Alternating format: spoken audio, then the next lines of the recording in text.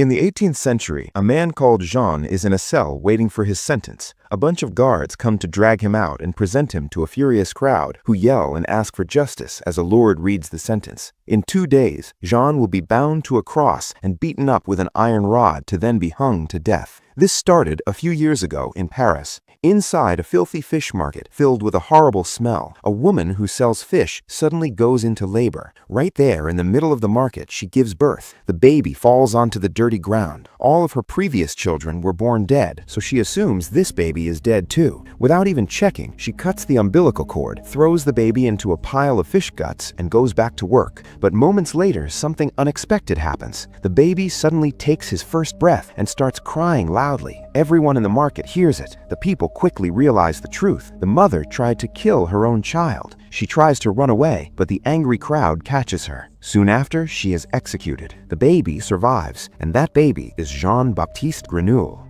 He's sent to an orphanage run by Madame Gaillard. There are so many children there that they sleep piled on top of each other. Jean is simply dropped onto the heap with the others. But something about him feels strange. The children feel uncomfortable around him. One boy pokes him out of curiosity, but suddenly Jean grabs the boy's finger and smells it. The children become terrified. They decide the baby must be evil, so they try to kill him with a pillow. But just before they succeed, Madame Gaillard walks in. She saves him and punishes the other children, not because she cares about him, but because Jean is valuable. He's the only child who might bring her money one day. 5 years pass. Jean still cannot speak. The other children think he is strange, so they avoid him. Instead, Jean spends his time using the only thing he truly has, his extraordinary sense of smell. His nose is unbelievably powerful. He can smell things from far away, even things that normally have no smell at all. At first, he cannot tell the difference between good smells and bad ones. He simply explores every scent he can find. Sometimes he even smells dead animals. But over time, Jean finally learns to speak, and he develops an incredible ability. Even with his eyes closed, he can identify objects using only his nose. He can even detect smells from miles away. And this is Jean-Baptiste's gift. But when he turns 13, his life changes again. Madame Gaillard sells him to a man named Grimald. Grimald owns a leather tannery, and Jean becomes his apprentice. Madame Gaillard earns a lot of money from the deal, but on her way home that same day, she is robbed and killed. This becomes Jean's curse. Everyone who abandons him eventually dies.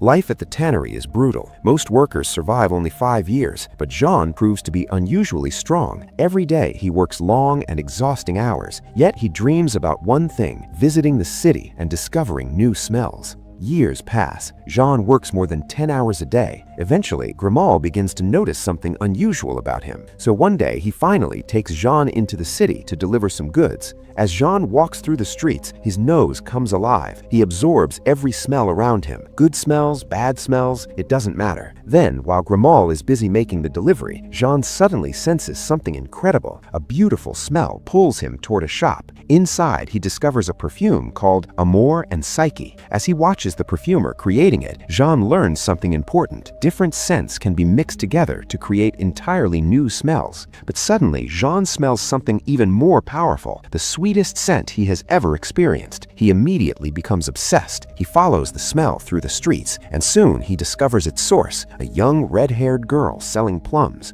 Jean begins quietly following her. When he finally gets close enough, he leans in and smells her shoulder. The girl becomes frightened. She tries to talk to him, but Jean says nothing. Confused, she offers him some plums. Instead of answering, Jean grabs her hand and smells it. Now the girl is truly scared. She quickly runs away, but Jean refuses to give up. He follows the trail of her scent through the city. Fireworks explode in the sky, and finally, he finds her again, sitting alone at a table. Jean quietly sneaks behind the girl, trying to smell her again. For a moment, she doesn't notice him, but then she suddenly turns around. This time, she is about to scream. Before she can make a sound, Jean quickly covers her mouth and drags her into the shadows when he hears footsteps nearby. A couple walks past them, and Jean waits silently until they're gone. But something terrible has already happened. Without realizing it, Jean has suffocated the girl. She is dead. Jean stares at her body, confused about what he has done. Then something strange happens. Instead of panicking, he tears open her clothes and begins smelling her from head to toe, trying to capture every part of her scent. But slowly the smell begins to fade. As her body grows cold, the beautiful aroma disappears, and Jean loses it forever. That night, his master Grimal beats him for wandering away. Jean lies awake all night thinking about the girl's scent, and he makes a decision. From now on, his life has only one purpose. He must find a way to preserve a person's smell so he will never lose it again.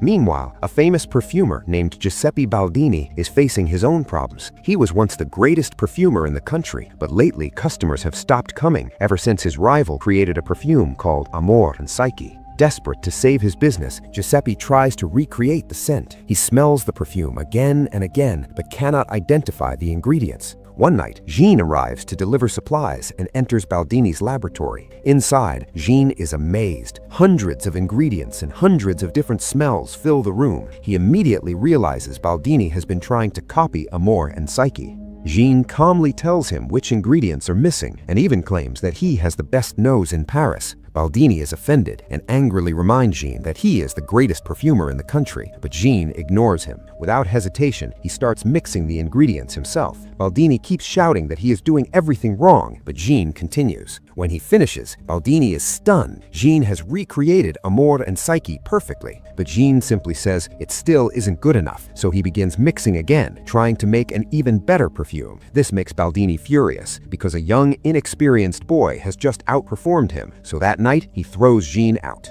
Later, Baldini smells the second perfume Jean created and instantly feels like he is in heaven. The scent is magical and even makes him feel younger. Baldini realizes this perfume could make him very rich. The next day, he buys Jean from Grimal, paying 10 times the price Grimal originally paid. Grimal happily accepts the money, but that same night, he drinks too much while celebrating. While stumbling through the streets, he tries to avoid a carriage, slips, hits his head, and falls into the river. Grimal drowns, becoming another victim of Jean's curse. Now Jean begins working as Baldini's apprentice and learns everything about the art of perfume. Soon, he starts creating many incredible fragrances. Customers return, and Baldini's shop becomes the most famous perfume store in the city. One day, Baldini teaches Jean an important theory. Every perfume is made from 12 notes, but according to an old legend, there is a hidden 13th essence. If someone discovers it, that scent could control all the others. It would become the greatest perfume ever created, and some even believe it would have supernatural power. Hearing this, Jean remembers the girl he killed. That night, he dreams about her because the memory of her scent still haunts him. The next day, Jean asks Baldini an important question: how can a scent be preserved? Baldini shows him a method by demonstrating how to extract the essence of 12,000 roses. The roses are boiled at a precise temperature, and their oil slowly condenses and drips into a small bottle. It takes hours, but eventually the machine produces rose oil. Jean is fascinated and soon begins experimenting on his own. He collects random objects from the streets and places them into the machine, trying to extract their scent. The next morning, Baldini wakes up after hearing strange noises in the lab and finds Jean collapsed on the floor. Jean angrily accuses Baldini of lying because the machine cannot extract smell from most things. It only works on flowers and plants. Jean has tried metals, glass, and many other objects, but they produce nothing. Then Baldini checks inside the machine and makes a shocking discovery. Jean has put Baldini's cat inside because he was trying to extract the animal's scent. Baldini screams at him that you cannot distill the smell of a living being. It's impossible. Suddenly, Jean collapses again. After that day, he becomes seriously ill. His dream now feels impossible because if scent cannot be preserved, then his life's purpose means nothing. Baldini becomes worried and hires the best doctors to treat him, but none of them understand what is wrong.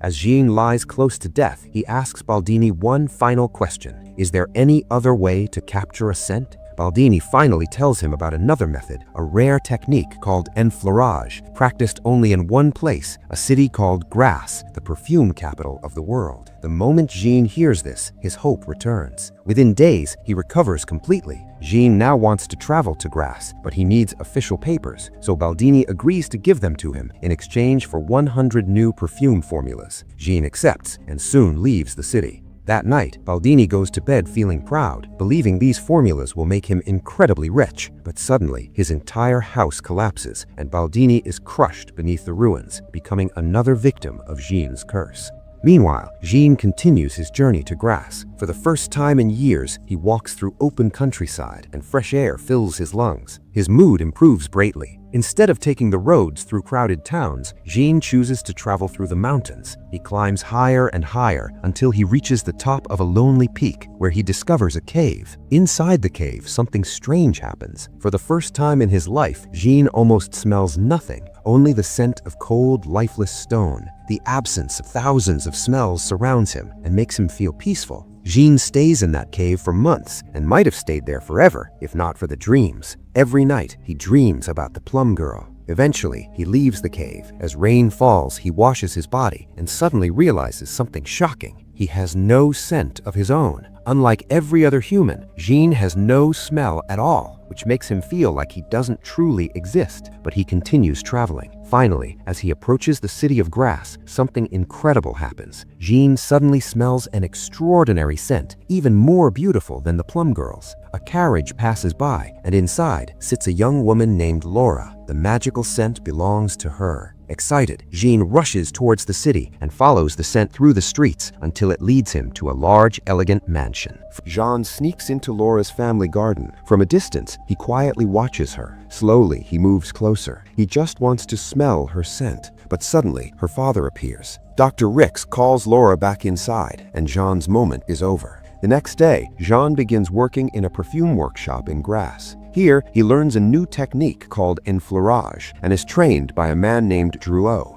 The process is simple but strange. Flowers are pressed into animal fat, and then everything is heated inside a large container. This allows the fat to absorb the flower's scent. Later, the essence is extracted. One night, a young couple sneaks into a barn. They are about to have some fun, but the girl suddenly rejects the boy. Angry, he leaves her alone inside. Unfortunately for her, Jean is nearby. He enters the barn pretending to help, but instead, he kills her. Soon, the girl's body is covered in animal fat, and Jean places her inside the large container, hoping the process will capture her scent. The next morning, a woman arrives with flowers. Jean quickly covers the container. Drouot almost catches him, but Jean lies and says he is protecting the flowers from the sun. Sadly, the process fails. The machine cannot extract the girl's scent, and Jean realizes he needs a different method. That night, he hires a prostitute, who even brings her dog with her. But Jean has no interest in her services. Instead, he begins covering her body with animal fat, and then pulls out a blade. The woman panics immediately, cancels the job, and tries to leave, but Jean refuses to let her go. He kills her and begins his new experiment. First, he cuts off her hair. Then, he carefully covers her entire body with animal fat and wraps her in cloth. Hours later, Jean scrapes the fat off her body and places it into a complicated process. Finally, it works. For the first time, Jean successfully extracts the scent of a human.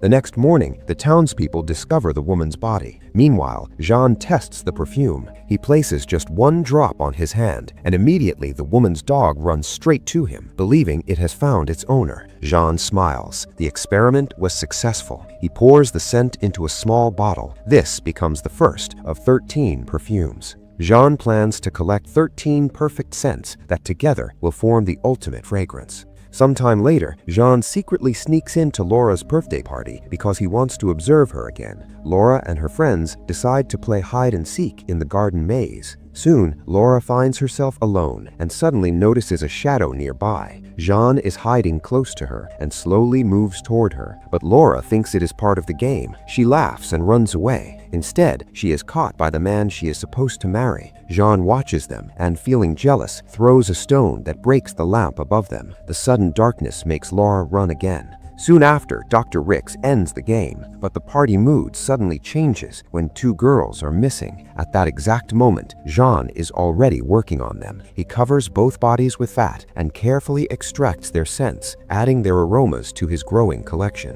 One day, Drouot approaches Jean because he wants to scold him for ignoring his work, but as he gets close, something strange happens. Drouot smells the perfume on Jean's hand, and instantly his attitude changes. The scent completely calms calms him. The next morning, the bodies of the 2 girls are found in the river. The town council immediately calls a meeting. Dr. Ricks demands a citywide curfew and warns that all families are in danger, except for the prostitute. Every victim so far has been a pure young woman, but the council refuses because they fear a curfew would destroy the city's economy. Meanwhile, Jean continues his killings. Day after day, he kidnaps young women, extracts their scents, and dumps their bodies across the city. Eventually, the murders become too many, and the council finally agrees to impose a curfew. Guards begin patrolling the streets, but even this cannot stop Jean. The killings continue, and fear spreads across the entire city. People lock their doors, neighbors begin suspecting each other, and paranoia takes over. Soon, Jean kills a nun who becomes his 12th victim.